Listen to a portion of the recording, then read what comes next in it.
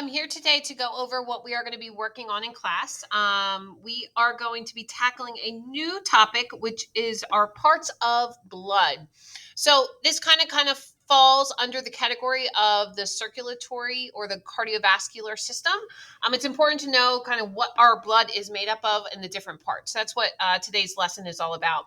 You guys will complete a student-paced pair deck that goes over the four major components. So this is what your pear deck is going to look like.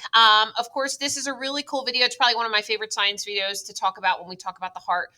It says, "What color is my blood?" It's from the SciShow. It's about 4 minutes, so please make sure you check that out first and foremost. Then it talks a little bit more about the blood and the four parts of blood. There are four parts. It's a red plasma, red blood cell, white blood cell, and the platelets.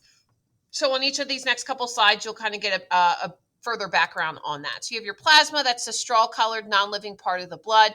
It's mostly made up of water, and it kind of holds everything, all the parts of blood. Okay, so that's kind of your first component.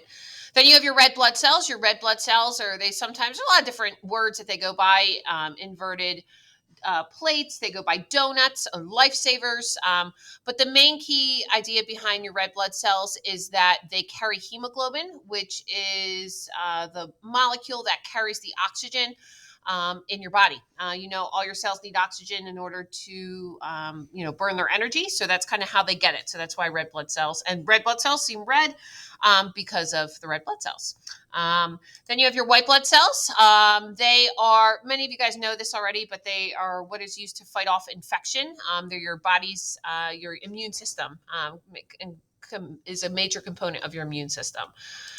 And then lastly is your platelets. Your platelets are the last kind of component of blood. And it's basically what forms a scab when you fall and get cut, or whenever you cut yourself. The platelets are the first responders, I sometimes call them. And they kind of clog it up so that you don't bleed out. So that's your four major components. So in your student-paced peer deck, you'll have to answer these four questions. There's also another video that I like to show. It's dealing with blood vessels. So we're going to learn about this next week, but there's different types of blood vessels. You have your veins, your arteries, and your capillaries, and that's what's actually carrying your blood throughout your body.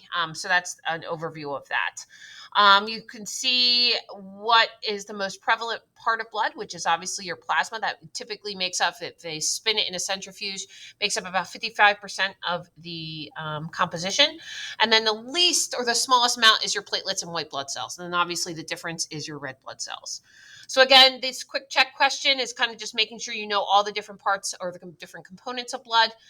We talked about a blood transfusion, which is going to be what you need in a life-saving operation. If there's an accident, you lose a lot of blood. Donating blood and receiving blood in the case of a blood transfusion can save your life. And we talked about this before, specifically when we talked about the different blood types that we have. We have blood type A, blood type B, blood type AB, and blood type O. So that's just kind of a recap on that. And then the last part of the lesson today was talking about the lymphatic system. Lymphatic system kind of runs parallel to the circulatory system in terms of carrying product. The lymphatic system carries blood through your capillaries, and then there's always going to be some extra fluid that leaks out of your capillaries. So it's your lymphatic system that kind of collects those things in your lymph and in your lymph nodes, and then it can kind of deliver it to where it needs to be. So that can be filtered out or it can be returned to the blood. I love this analogy. The lymphatic system acts like the rain gutters after a rainstorm, so it carries away excess fluid. You can kind of see some visuals as to how that happens. You can see these are some examples of some of your lymph vessels in the lymphatic system. It looks very similar to your blood vessels, but again, it's not carrying blood, it's carrying your lymph. So you can see your thymus, your tonsils, your adenoids, your lymph nodes, your spleen, like this, all bone marrow, they're all kind of associated. And as you know, your lymph and your lymph nodes, they filter out bacteria and viruses. So, and it's kind of associated with your white blood cells because that's going to be how they're going to be produced and carried.